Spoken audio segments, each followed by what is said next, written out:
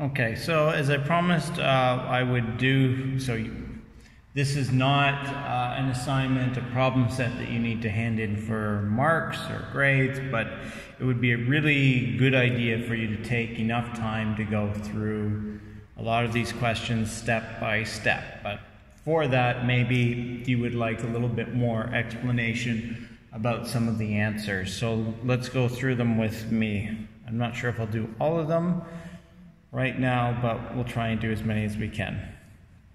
It does say do not balance these ones. It's always a good idea to read the instructions. I think maybe for some of you it might be a good idea to get that extra practice in for balancing. Right? Remember, we need to write it out. We need to make sure that the ionic charges are balanced. Then we need to write subscripts, and we need to make sure that the equation is balanced to make sure everything works out. Okay, lithium. So you'll need your periodic table. So I'm going to assume you have the periodic table near you. Lithium is Li. Oxide refers to oxygen, which is O. Lithium has a charge of plus 1.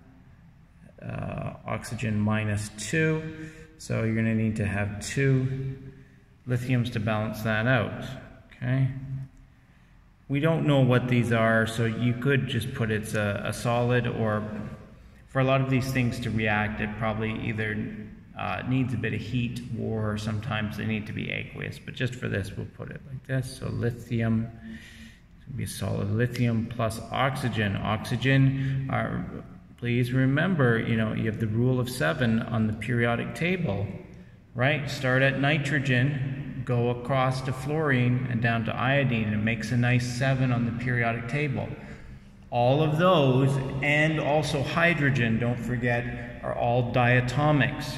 So that means that there's 2 of them together. So it's always O2. And O2 is a gas, so we put that as G. Okay, so if you want to look to make sure it's balanced, right, we've got lithium that's 2 of those there, and then so we could put a 2 here, and then we've got 2 oxygens over here. So just to make sure, so if we put 2 here, now we have 4, but we have 2 oxygens, so I could put 4 there like that.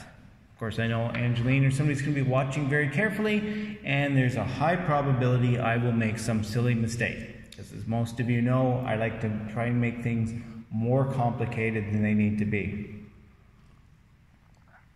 That's unfortunate. The result of schooling tends to make things seem more complicated than they need to be. So silver, Ag, arsenate. Okay, these are things that you need to memorize. So arsenate is ASO4. Silver has a charge of plus 1. Arsenate is minus 3. So that means we'll need 3 silvers. And then we've got plus calcium. Ca sulfate is SO4. Remember to include these polyatomics in the brackets. Calcium is plus 2, sulfate is minus 2, so that's fine.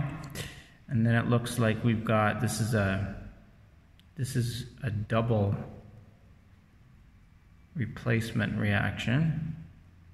You want to remember, 2 things are replacing each other. The first one, if we go back, well, what is it, Mr. Harrison? You should have said, well, this is a decomposition. This one's a decomposition reaction. It breaks down. Maybe I'll write RXN. It's short form for reaction. Okay. So then we have calcium, Ca, arsenate, ASO4. Calcium is plus 2. This is minus 3. If you want, you can put in some, so I'd need 3 of these and 2 of these, so I can get the common factor of 6. Or you can just kind of switcheroo. 2, 3, just cross switch it. You should understand why that works, but to save time, cross switch it. Okay. And then silver plus Ag SO4, silver's +1, this is -2, so that means I'm going to need 2, I'll have 2 silvers. Okie dokie. So, what does that mean? So I've got 3 silvers on the one side, and we've got 2 silvers on the other side. I've got 3 calciums on the one side, I've got 2 on the other side. But when I see things like 2 and 3, my brain is thinking, because I've done enough of these, that maybe 6 is like a magic number to make this work. So I'm going to put a coefficient of 3 in the front there. I'm going to put a coefficient of 2 in the front. So now I've got 6, but I've got 2 of these. Because that balanced that out nicely. I've got 2 of these, and I've got 6, but now I've got 3 sulfates, but I need 3 calciums. I put that in the front. Now I've got 3 sulfates as well. So now it just balances out. Sometimes when you see a 3 and a 2, these kind of things, you're looking for some sort of common factor. And then it all just kind of balances out nicely. I know Mr. Dean showed you a nice way to do it as well.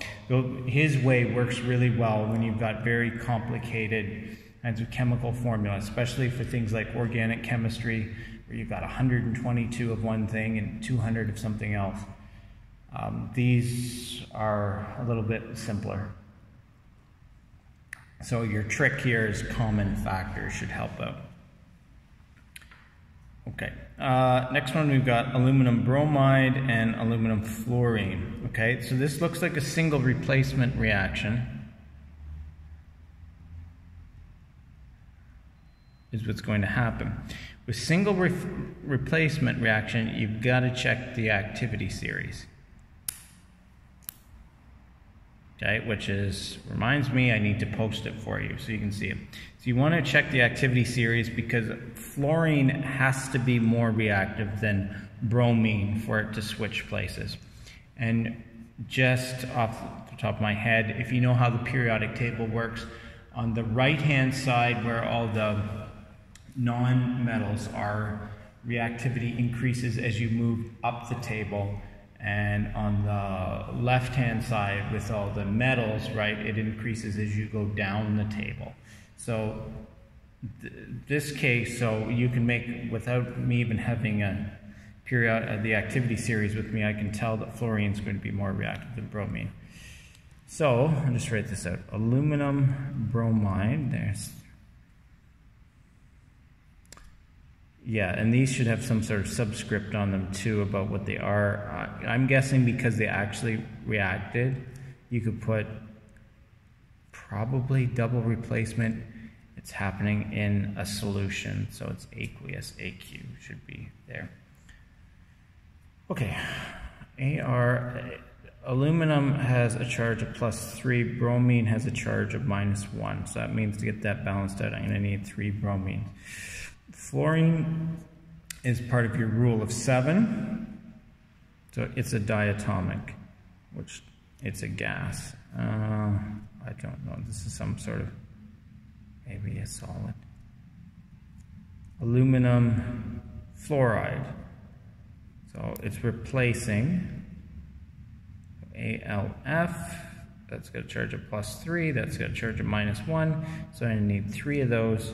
And then bromine, is going to be diatomic, but careful because a lot of students, including myself, sometimes make this mistake and think that it's a gas because everything else there's a gas. It's one of the rare ones that's actually, it's a liquid. And your periodic table that I've given you shows you it's a liquid, so make sure you've got L in there for a liquid. Okay. Nitrogen, that's diatomic. So we just write N2, you don't have to worry about any charges, plus oxygen, diatomic, makes dinitrogen.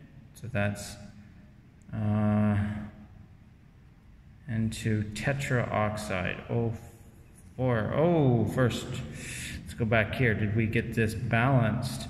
No, we did not. So we got 2 fluorines, we got 3 I think we're looking at 6 again as a common factor. So bromines, I'm going to put a 3 there, and then I'm going to put a 2 there, and then, yeah, so then I have to put 2 here for the aluminums to balance. Then I've got fluorine 3, so that means I need to put a 3 there. Okay, good, got that balanced. Okay, so we need 6 is always kind of a magic number when you're doing these things as a trick. You should try and figure them out, but if you can't, look for common factors, and 6 is usually a big one. You're dealing with 2s, 3s. Okay, dinitrogen. We've got 2 nitrogen, so we need to, this will be a gas, it'll be a gas. Dinitrogen tetroxide is probably a gas too. We've got 4, so I need to 2. Okay, potassium, that's probably a solid potassium because we've seen it's a friend. Plus magnesium is Mg. Nitrite. Nitrate is NO3. Nitrite is NO2. Nitrite has a charge of, I believe, -1. Yes, I'm right. This is +2, this is -1, so I need 2 of these. Probably for this to react, again, you either need heat or it needs to be in solution. So I'm going to say it's in solution. It's aqueous, right? In solution, aqueous again, right? It just means it's dissolved in water. Our next big unit after we look at stoichiometry, we're going to look at all at reactions and solutions, some solution chemistry. Okay, so then we got magnesium, solid magnesium, S plus potassium. This is single replacement again. This one, just to go back, if you want to know what it is, this is a synthesis. 2 things coming together to make one thing. It's a synthesis reaction. This one is a single replacement, and again, you would really need to check on the activity series. In some ways, I'm assuming it's going to react. I know that potassium is more reactive than magnesium. Why? Because potassium is further down on the table. It's further down on the periodic table. On the left-hand side with the metals, they get more reactive. The lower they get down on the left-hand side with metals. With non-metals, right, it gets more reactive as it goes up towards fluorine. So potassium nitrite, potassium's got a charge of +1. Nitrite is NO2. Like that. So yeah, that's balanced out by itself. Okay. So those are good things to know how to do, because this we have to do a lot of different things. We have to know how to write them. We need to know how to do the ionic charges for everything. We need to say about states of matter, and we need to balance it. And this one, I was going through it and kind of talking about what kind of chemical reaction it is. So there's a lot there. Those are really good questions. Hint, hint, because there's a lot of stuff going on in there. Okay, number 2 is just about balancing, and I know you're pretty good with balancing, so I don't know if I'm going to do this, maybe 1 or 2. So for like number 1, right, I'm seeing here I got 3 zinc, 1 zinc, I've got 2 phosphates, I got 1 phosphate, I've got 1 aluminum, I've got 3 chlorine, but then again I've got 3 and 2. So I'm thinking my magic number here is 6 again. So just to try it out, I'm going to write it down below. So that means I need to do 2 there, which means I need to do 2 here. And yes, that works out. If I do it like that, I've got 3 zinc. I've got 2 phosphates on that side. I've got 2 aluminums, I've got 6 chlorines, I've got 6 chlorines, yeah, so that works. Again, 6 is just such a thing if you've done it so many times. What's this? Chromium hydroxide. 3 hydroxides, 1 chromium. It's always a good idea, again, remember things like waters or hydrogens or oxygens, balance them at the end. Get the other ones balanced first, because they're the tricky ones, and if you start with them, then it's going to mess up the other ones.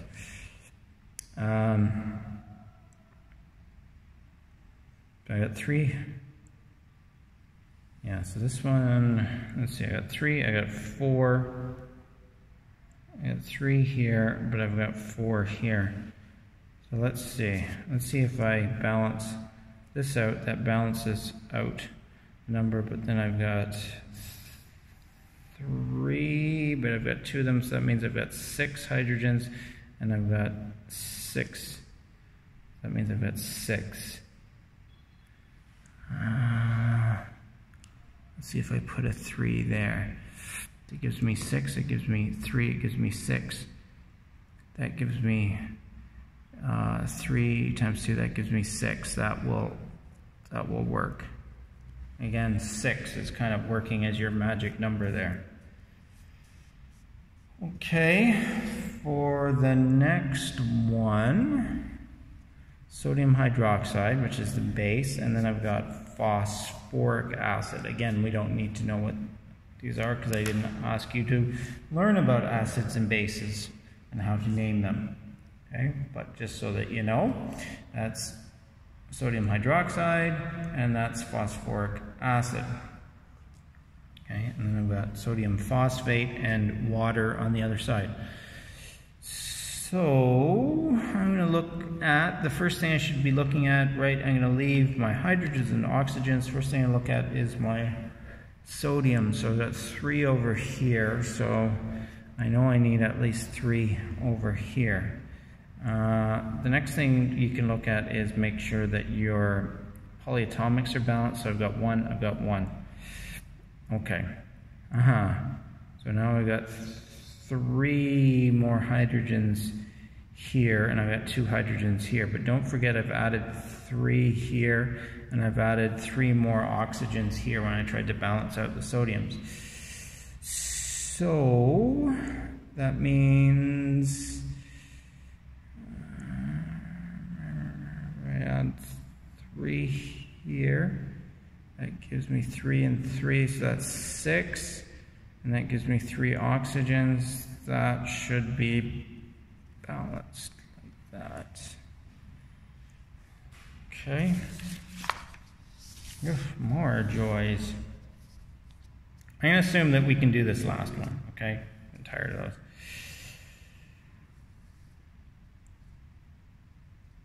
Alright, so these ones are like what I was doing the first time. So it says we need to write them from the words into the actual molecular equations, right? We're not putting things into empirical formulas.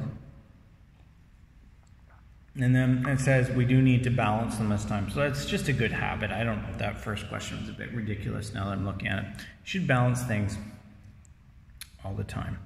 So number 1, copper iodide, copper 1. Remember that's indicating what it's a transition metal, and it's indicating what the ionic charge is on it. So copper C, this pen is ridiculous, Cu, and then iodate is IO, and some of these, I think it's IO3.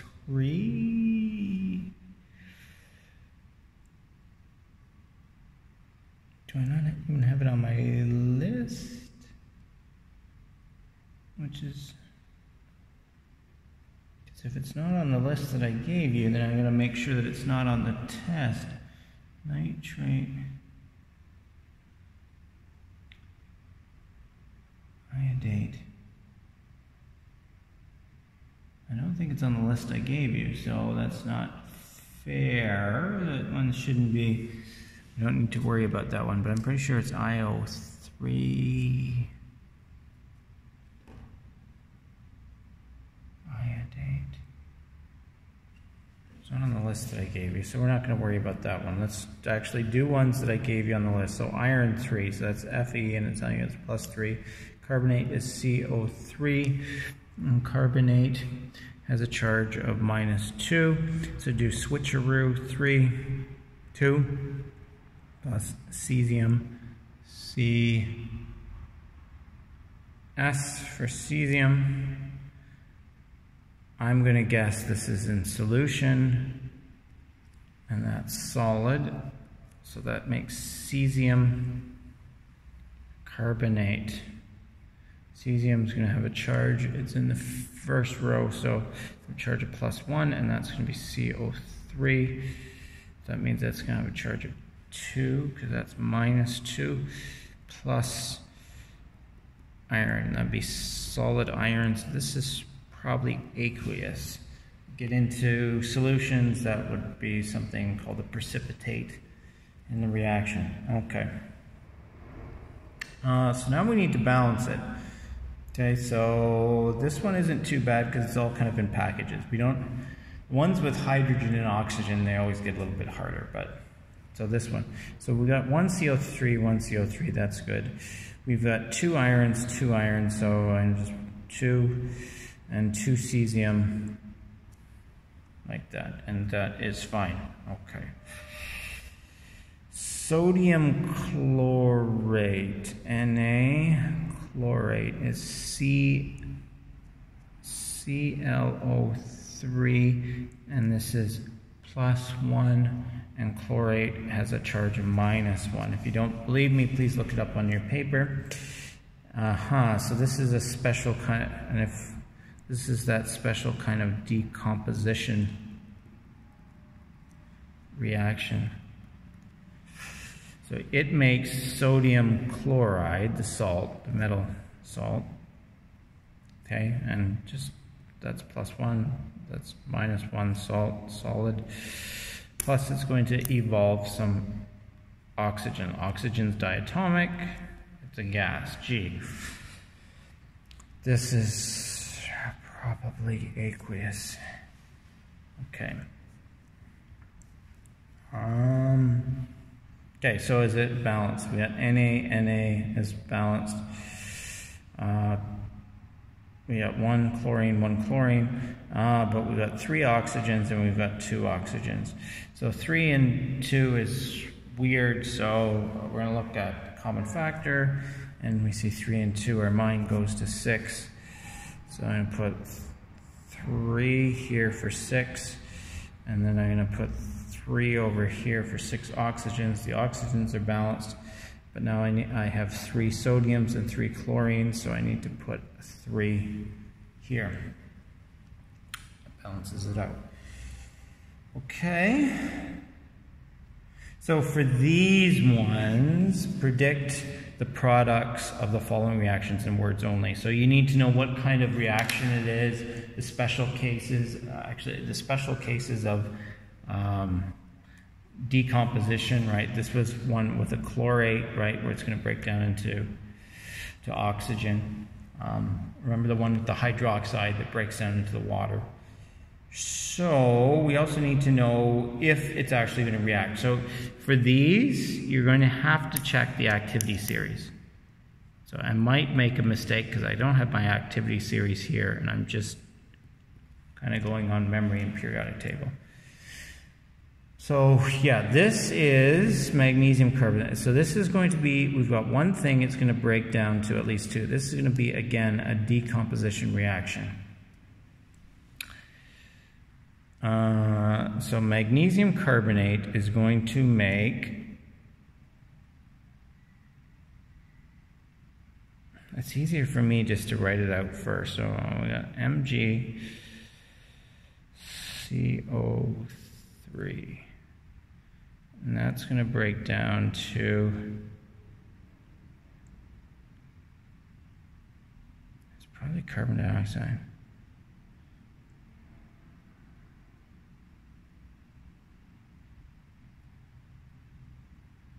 Oh, a metal oxide, magnesium oxide plus CO2 gas. Is that balanced? 3, 1, 1. Okay. Okay. Zinc perchlorate plus silver. So I'm thinking that this one is going to be a single replacement reaction, which means if it's single replacement means you need to be checking your activity series. So this is one where you have to check your activity series, because I'm not sure right off if silver is going to be higher than zinc in terms of reactivity. If silver is going to replace it. So this could be one where there's no reaction, so I would check it. But if we assume that there is one, so the answer could be no reaction. Okay, I would need to check it. But so I don't have my activity series next to me while I'm doing this, which I should.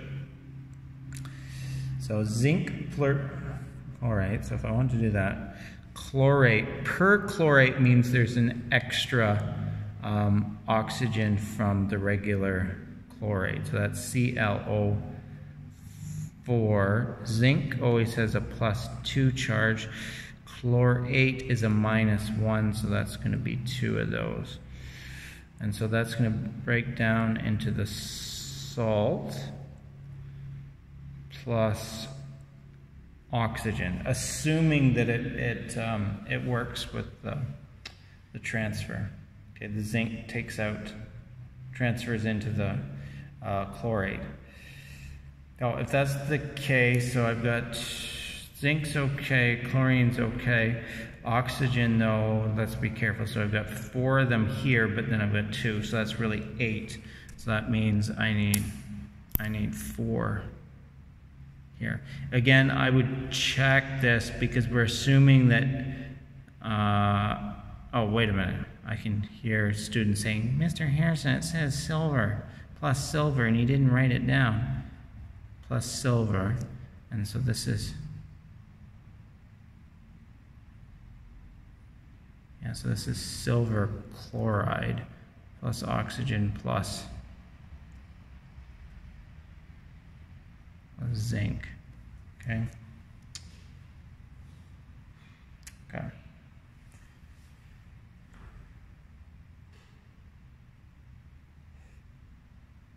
Strontium plus nitrogen.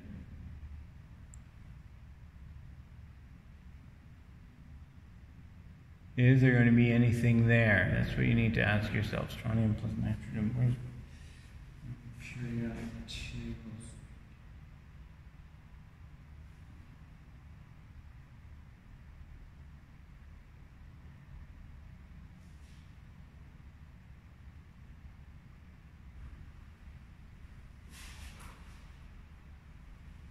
Strontium is SR. Probably you're dealing with the solid there. Plus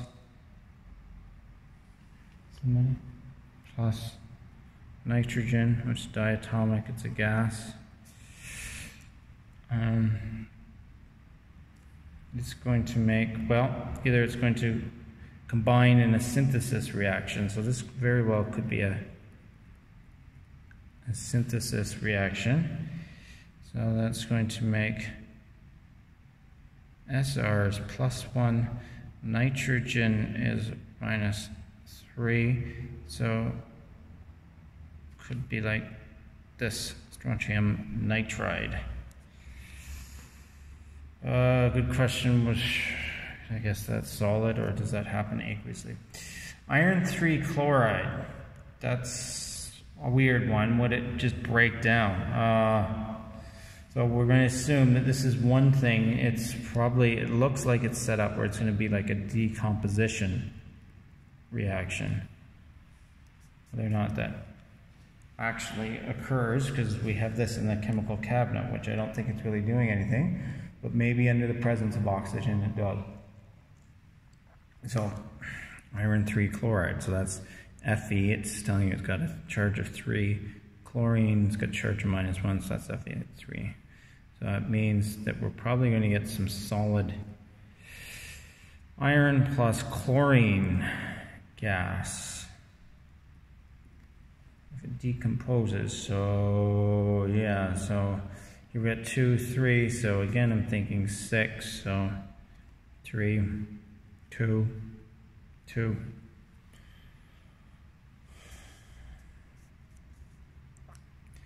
Nickel 3 cyanide. Okay, that's good. It's telling me what the charge is on the nickel. Nickel is Ni, and it's got a charge of +3. Cyanide is Cn, and it's got a charge of -1. So that means I need 3 of those. And then I'm going to add it to aluminum. It's got a charge of 3. And permanganate, which is one that we don't see a lot. So that's a manganese in an oxygen. It's got a beautiful purple color. And actually, surprisingly, on the AP exam, there's lots of questions about permanganate that are weird. Okay, that's got a charge of -1. So that means we're going to have a charge of 3. And then this is a double replacement. So the nickel is going to go over here, and this aluminum's going to go over here. So let's do the first one. So we got aluminum and cyanide. Cyanide's got -1. Aluminum's got +3, so it's going to be kind of like this. And then we've got nickel, and it's going to go with the permanganate. 4.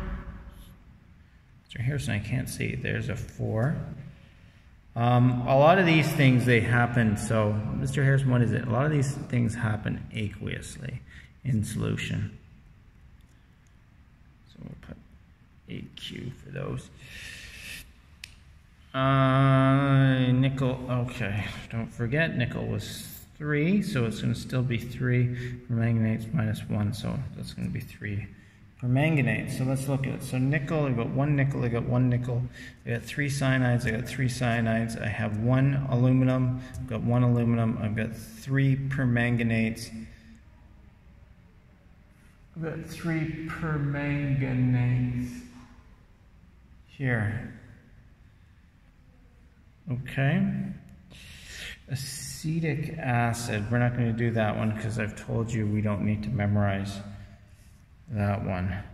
But this, well, an acid and a hydroxide. So this will be, you should kind of know what that's about. So that's a neutralization. This will be a neutralization reaction. So they always kind of make a salt plus a water. If we wanted to know, so HC2, H3O2 plus potassium hydroxide, KOH. Now, what you're going to get is this.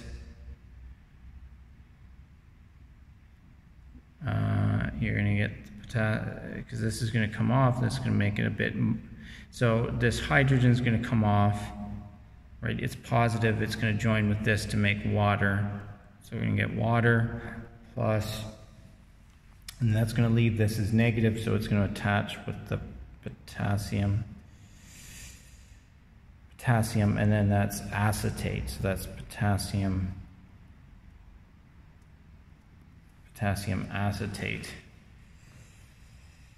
Yeah, so you got to make sure that you've got enough. So you got H2O, you've got 1K in that, so that balance, and you can't see, just here.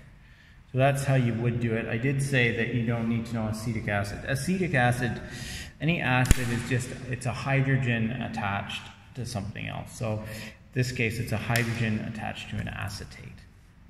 And then a base always has a hydroxide with it. Okay, so this one, barium, again, this has an acid in it, but barium, these kind of neutralization reactions usually occur aqueously. This would be AQ, and water is, of course, a liquid. So water, liquid, L. Barium, probably a solid. Hydrofluoric acid, it's an acid, so that'd be aqueous. Now, barium is very reactive, and it's more reactive than hydrogen.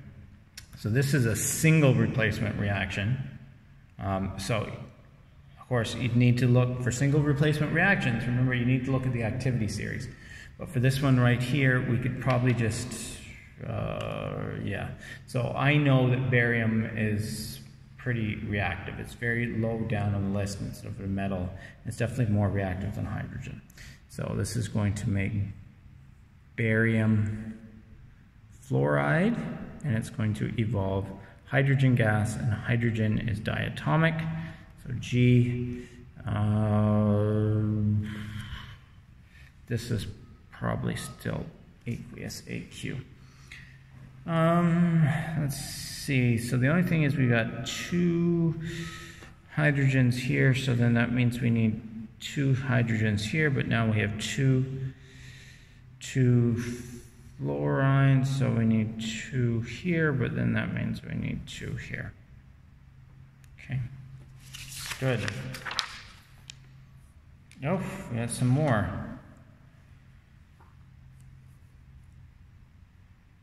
Zinc hydroxide.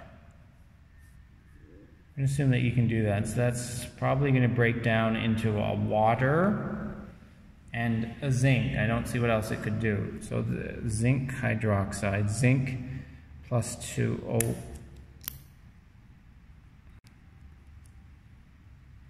So zinc plus 2 hydroxide minus 1. This would be aqueous. It's a base. It's hydroxide.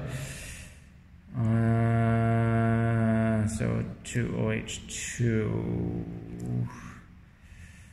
So that's probably going to break down into kind of a solid zinc plus water. H2, but then I've got 2 for the oxygen. Oxygen, so it's 2 oxygen.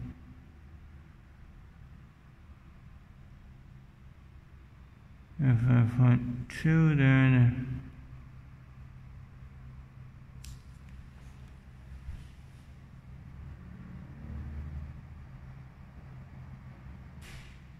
zinc's going to be fine. If I put 4, then I'm going to have 8. And it's going to be 2 of those, 8.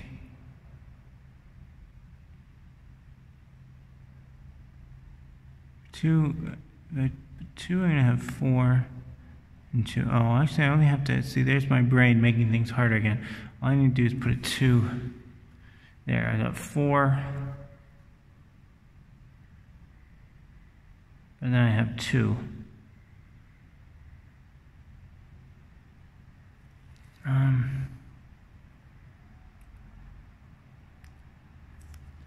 So you can probably do it. Let's just leave that one for a second. We'll come back. So this one we've got lithium, which we know is highly reactive. It's solid. It's like the sodium thing, plus the water.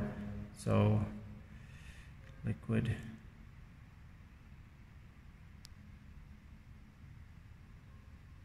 Okay, lithium. Make a lithium hydroxide plus hydrogen gas. 2, 2, 1. So that's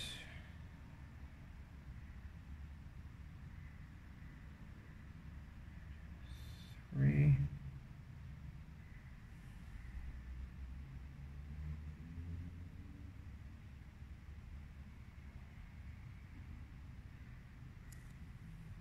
So that's 4, 4. I can put 2 there like that, and then a 2 here like this. Okay, good. That one works out. This one is, if I put 4,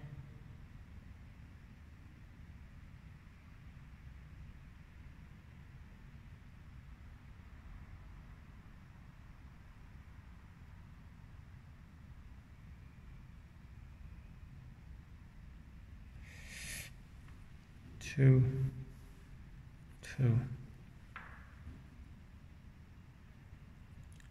So I have 4.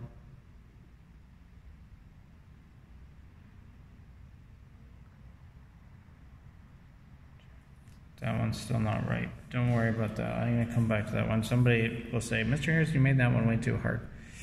Calcium bromide plus chlorine, that'll be a gas. This is, I don't know, solid or aqueous. So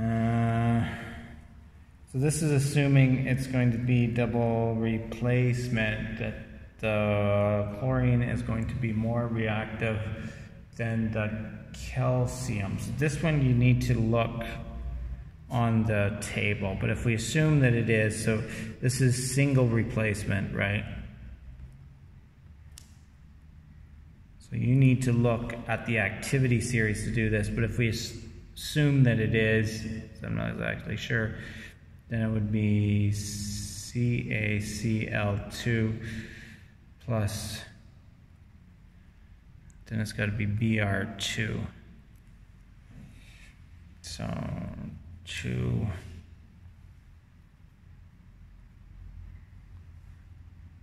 2, 2, okay.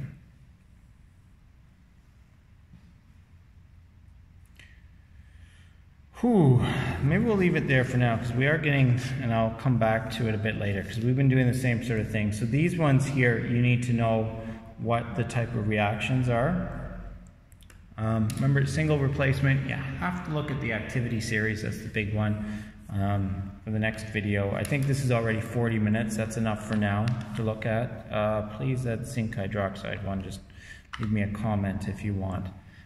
I'm sure as soon as I turn off the camera, it's going to be Mr. Harrison. You should have understood that. Okay, thank you.